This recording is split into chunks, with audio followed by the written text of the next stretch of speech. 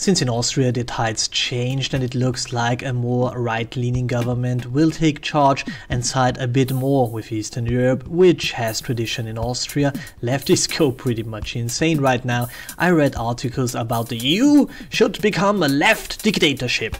And it reads everything is a Nazi and that more or less the dirty workers are to blame, and this is the central point.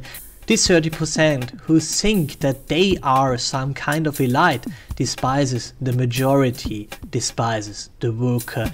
And I know what I'm talking about. 10 years ago I was one of them. And the idea is that the stupid people should work and shut their mouths while we, the elite, lead.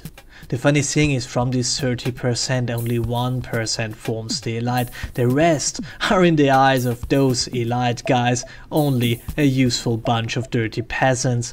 I want to give you an example. Let's say this discussion partner of mine is a woman in her 40s, holds a master's degree in some gender study nonsense, worked as a prostitute to finance her studies, which is, by the way, legal in Austria, and I'm absolutely cool with that. And since she did not get a job in government or university, she works now in a hospital and washes asses for a living, which is a honorable job, by the way. But let me rephrase that for you. We talk about a spinster who works as a whore, has a useless degrees and works a de facto blue-collar job.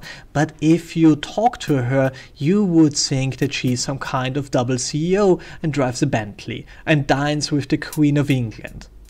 And that's pretty much her view on herself. In her worldview, she is the elite, she should lead, she should drive a Bentley and tell those working class people, even if they have a PhD in engineering, what to do, because anyone who is able to hold a screwdriver and makes his hand dirty is just a stupid worker in her eyes.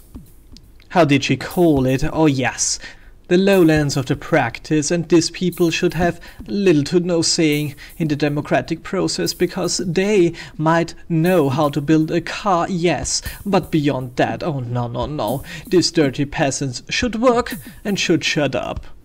But again, we are talking about a person who fucked for a living, studied nonsense and now moves shit for a living. And she's not even able to define capitalism beyond, oh yeah, that's evil.